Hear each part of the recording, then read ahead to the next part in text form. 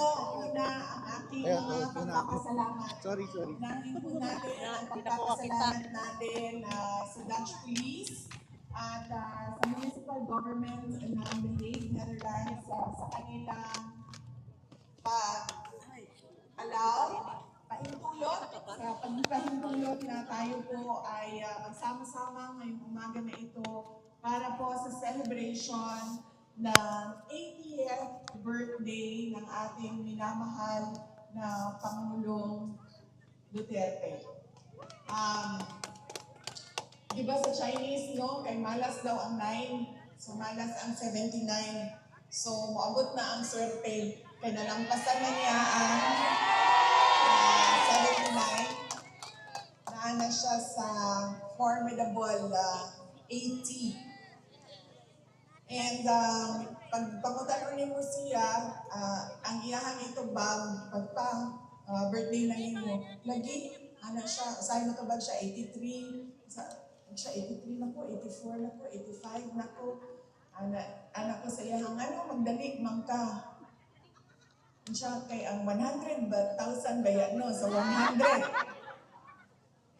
So bakit ka nagmamadali? Sabi niya, kasi may 100,000 ang 100 years old sa Pilipinas. So maraming salamat sa inyo. Marami sa ating mga kababayan.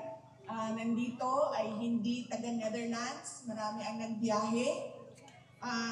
Yung iba kahapon ay nakita ko na doon sa downtown, sa city center.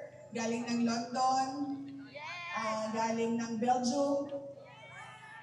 May dumating na galing ng Germany and France. Ma'am, ano yung flag na yan? Norway! Switzerland. Name the flag ito. Denmark. Sweden.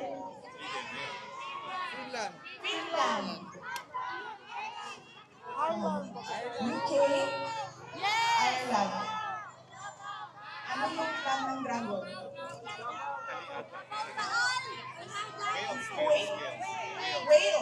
Wales. Kasampaan ka sa Kuwait, hindi malam ang flag ng Davao, yes.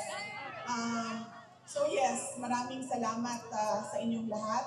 At maraming salamat sa mga kababayan natin doon sa Pilipinas. Iba't ibang lugar sa Pilipinas na nagse-celebrate ng 80th birthday ni Pangulong Rodrigo Duterte. Ngayon lang ako nakakita ng tao na ng birthday na buong mundo ay meron siyang celebration sa kanyang birthday.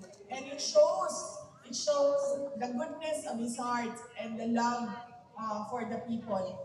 Because otherwise, the people will not love you if they don't feel the love coming from you. So thank you very much, lalo-lalo na sa ating mga kababayan na nandoon sa Pilipinas.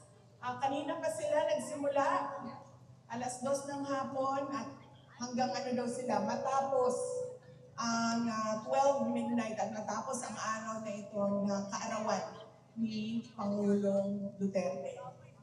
At syempre, ang pagpapasalamat ko sa ating mga organizers dito sa The Hague, sa ating pagtitipon ngayon.